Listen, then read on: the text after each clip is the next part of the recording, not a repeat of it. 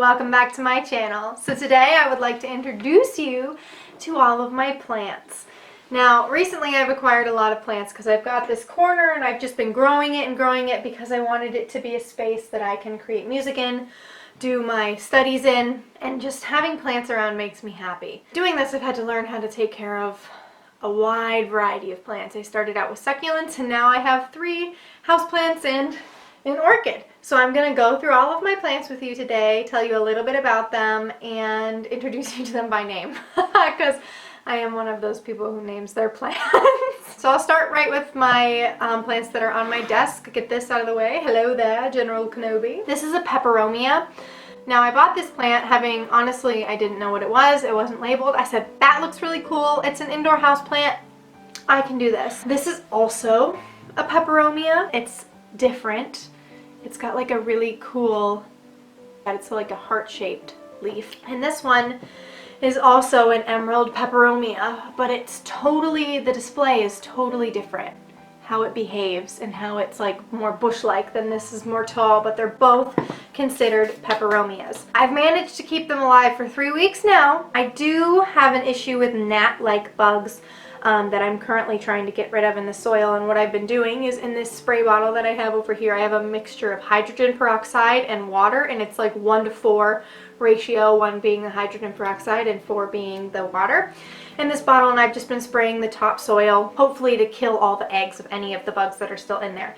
And I'm also going to water my plants as we go today because they need watered today. This is the coolest thing ever. This little pot, you lift this up and water goes in here and it self-waters because apparently the clay in the bottom collects moisture. It creates its own little atmosphere and it keeps the soil moist. So I'm just going to add some water. Now, houseplants, not all houseplants, but these ones specifically have a tendency to get root rot if they're going to get any kind of disease. So I prefer when I water them to bottom water them. I'll put him back on his place on my Sherlock Holmes book. The stories by Sir Arthur Conan Doyle. I'm going to put water in the tray that I set this plant on. Put him back in there and gently move it back to where it belongs, hopefully without spilling any water. Next, oh, and they don't have names.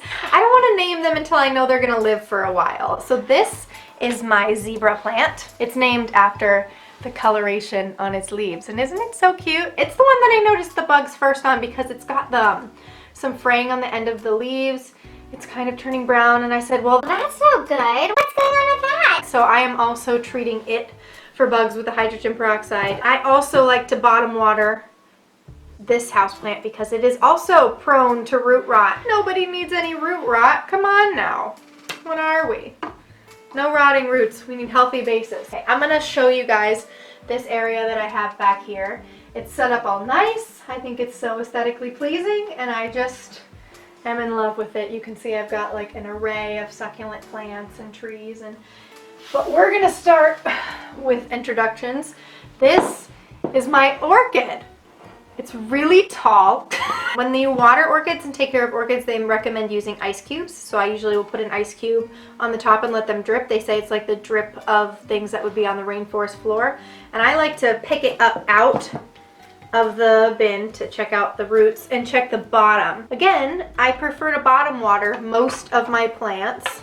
And as you can see, orchids don't even usually sit in soil. They're in like a very loose mulch. So I'm just gonna put some in the bottom so that it can soak up that moisture, and then I will add ice cubes later. I didn't bring them up and I don't feel like going to get them right now. Oh, and this is Clementine. She's got that beautiful pink and orange color, so I named her Clem. And this is actually one of my favorites. As much as I can't have a favorite child, this is Elsie. Look at her. Isn't she beautiful? She's got these awesome pink ridges, and right now she's blooming. How cool is that? She's grown this huge stem and she's blooming. So what I'm gonna try and do is take these guys off of there and propagate them so that I can make more of these because these are so cool. I love the pink edges. And she can chill over here for a little bit. So this, ooh, I love them. This is Gerald. Gerald is the giraffe. The plants are Bonnie and Clyde because I figure Bonnie and Clyde are always running away on horseback, so why wouldn't my succulents. These are about as basic succulents as you can get, but this is Bonnie and Clyde, and they are on top of Gerald. Most of my succulents I water once a week, and I have just gotten to the point where I give them plant food, and that I do every 2 weeks. While we're talking about Bonnie and Clyde, we should probably talk about Harry and Sally. These are the most common house leek succulents. They go by all kinds of names, but they're really common. Chicks and hens, whatever you want to call them. But this is Harry and Sally. They live in this mug. And they just take the tiniest bit of water because they're succulents, and they live over here by my Jack London Call of the Wild. No, I don't want my heater on right now. I use dynamite. An explosion of color. It feeds continuously for up to 6 months. This cactus and succulent food, I got it at Home Depot. This is Lucy, and I just think she is the cutest little succulent tree. So Lucy is known as a rainbow elephant bush. I'm not positive if that's what she's gonna be, but she's got the coloration around the edges that make me think that that is what she's going to become. And I hope so, because this is the cutest little bush-like tree. Like, I can see little buds here. It's growing season because it's fall, so all of them are gonna grow. They grow in the fall and the spring. But so when I water them, a lot of times I like to make sure the topsoil isn't super compact, because just like us, plants need oxygen. This is Tom Hanks. Tom Hanks used to have many, many chicks and be very healthy and lively, and I am worried that he is dying. He's dwindled to be almost nothing, and I only have 1 chick left that I planted separately, so we're praying, and I fertilized him, and he gets lots of sunlight, and this is Tom Hanks, and I think that losing his children was just like too much for him to handle. This is Tom Hanks, and we're worried about him. One of my favorites, although again, don't have favorites, don't tell Elsie. This is my jade plant. Jade trees are really, really resilient. I'll give you a closer look. As you can see, there's a bunch of little sprouts on the bottom of this plant. This is one of my favorites because I've had it since I was like 16, and I left it at home when I went away to college, and I said, family, please water my plant for me. Got completely forgotten about for like 2.5 years, and when I came home it was like overgrown and drooping, so I had to cut off almost everything and hope that it would regrow. And the amount of regrowth, I wish I could show you a before and after picture. This tree has just been amazing. And these little sprouts in the ground, these little sprouts, were pieces that I had cut off of the big tree and placed in soil, and they grew roots, so I planted them. So hopefully what I'm hoping is I can just continue to grow this until it's like a big bush of a jade tree. And this is Cosette. Next, we have one of my cactuses, and if we're going to talk about one, I feel like we should talk about the other. I'm sure there's technical terms for the variations in cactuses, but I don't know them, and I don't care to learn them. I got this one first and named him Stefan, and then I got this one recently and said, well, it's another cactus, I have to name it Damon. Vampire Diaries people, you know how that goes. Behind Stefan, if you look closely, there's 2 succulents in there, and I originally had these hanging, but they fell once, and I said, I'm not willing to risk that again. But behind Stefan is Caroline and Elena. I'm nothing if not consistent. And then if you look in front of Damon, we have another type of succulent. She's beautiful and purple, and her name is Penelope. I love her. She's absolutely darling. One of my favorites, just simply by her color alone. And she has grown a ton since I bought her. She's an Echevarria, so that's a pretty common type of succulent. Next, I still have absolutely no idea what kind of succulent this is, but isn't it just the coolest looking thing you ever did see? I love them. I read a post a while back that was like, you should name a plant after yourself so that when you water it and nurture it, it's like you're watering and nurturing yourself. So this plant is Jordan. And if you look closely, down in there, there's a little spiky boy that was a little piece of a succulent that I was like, we're gonna plant this in here and see if it grows. And it's grown like crazy. And so that's Rex. For no reason in particular other than I love Captain Rex from the Clone Wars, and Rex is a fun name for a spiky boy. Oh my goodness, I can't believe we've almost reached the end. This is the saddest thing ever.